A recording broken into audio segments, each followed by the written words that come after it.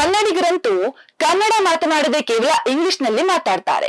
ಬೇರೆ ದೇಶದವರು ನಮ್ಮ ದೇಶಕ್ಕೆ ಬಂದಾಗ ಅವರ ಜೊತೆ ಸೇರಿ ಇಂಗ್ಲಿಷ್ ನಲ್ಲಿ ಮಾತನಾಡ್ತಾರೆ ಹೊರತು ನಮ್ಮ ಕನ್ನಡವನ್ನ ಅವರಿಗೆ ಕಲಿಸಿಕೊಡೋ ಕೆಲಸವನ್ನ ಮಾಡೋದಿಲ್ಲ.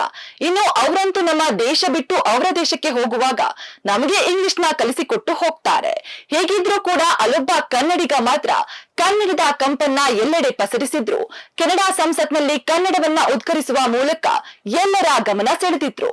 ಇದೀಗ ಈ ವಿಡಿಯೋ ಎಲ್ಲೆಡೆ ವೈರಲ್ ಆಗಿದೆ.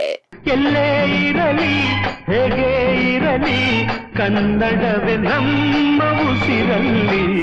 ಮಾನ್ಯ ಸಭಾಪತಿ, ಕೆನಡಾ ದೇಶದ ಸಂಸತ್ತಿನಲ್ಲಿ ನನ್ನ ಮಾತೃಭಾಷೆ ಕನ್ನಡದಲ್ಲಿ ಮಾತನಾಡಲು ಅವಕಾಶ ಸಿಕ್ಕಿರುವುದಕ್ಕೆ ನನಗೆ ಸಂತೋಷವಾಗುತ್ತಿದೆ. ಇದೇ ಭಾಷೆ ಎಂದೆಂದು ನನ್ನದಾಗಿರಲಿ. ಭಾರತ ದೇಶದ ಕರ್ನಾಟಕ ರಾಜ್ಯದ ತುಮಕೂರು ಜಿಲ್ಲೆಯ ಸಿರಾ ತಾಲೂಕಿನ ದ್ವಾರಾಳು ಗ್ರಾಮದ ವ್ಯಕ್ತಿಯೊಬ್ಬ ಕೆನಡಾದಲ್ಲಿ ಸಂಸತ್ ಸದಸ್ಯನಾಗಿ ಆಯ್ಕೆಯಾಗಿ ಮತ್ತು ಕನ್ನಡದಲ್ಲಿ ಮಾತನಾಡುವುದು ಸುಮಾರು 5 ಕೋಟಿ ಕನ್ನಡಿಗರಿಗೆ ಹೆಮ್ಮೆಯ ಕ್ಷಣವಾಗಿದೆ.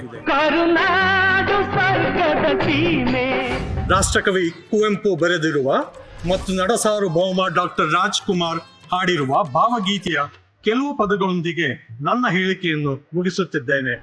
ಎಲ್ಲಾದರೂ ಇರೋ, ಎಂತಾದರೂ ಇರೋ, ಎಂದೆಂದಿಗೂ ನೀ ಕನ್ನಡವಾಗಿರೋ.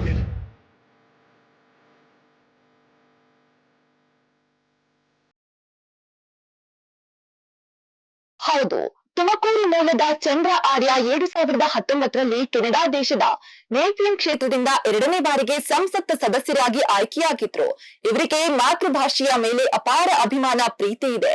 ಕನ್ನಡದ ಮೇಲೆ ಅಭಿಮಾನ ಇದ್ದವರು ಎಲ್ಲಿ ಹೋದ್ರೂ ಕೂಡ ತಮ್ಮ ಮಾತೃಭಾಷೆಯ ಹಿರಿಮೆಯನ್ನ ಎಲ್ಲೆಡೆ ಸಾರೋಕೆ ಕಾಯ್ತಾ ಇರ್ತಾರೆ. ಅದೇ ಸಾಲಿಗೆ ಇವರು ಸೇರಿದವರಾಗಿದ್ದು, ಕೆನಡಾದ ಪಾರ್ಲಿಮೆಂಟ್ ನಲ್ಲಿ ನಾನು ನನ್ನ ಮಾತೃಭಾಷೆ ಕನ್ನಡದಲ್ಲೇ ಮಾತನಾಡ್ತೇನೆ ಎಂದು ಹೇಳುವ ಮೂಲಕ ಸಿರಿಗನ್ನಡದ ಕಂಪನ್ನ ಹೊರ ಜಗತ್ತಿನಲ್ಲಿ ಪಸರಿಸಿದ್ರು.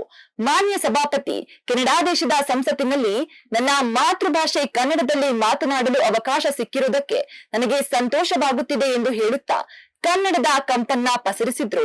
ಇದೀಗ ಈ ಕನ್ನಡಿಗನ ವಿಡಿಯೋ ಸಾಮಾಜಿಕ ಜಾಲತಾಣದಲ್ಲಿ ವೈರಲ್ ಆಗಿದೆ.